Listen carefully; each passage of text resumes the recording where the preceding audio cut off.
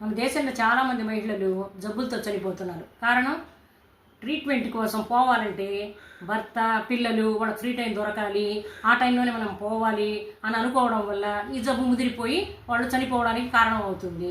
ఉదాహరణ, మాకు తెలిసిన ఒక ఆవిడ ఉండిందండి.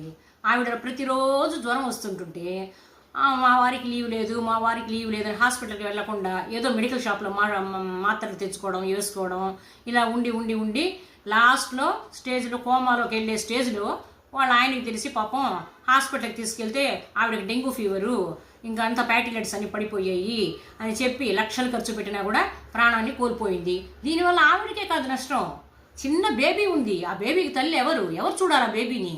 చెప్పండి. కష్టం కదా, మన కుటుంబాన్ని మనమే కాపాడుకోవాలా.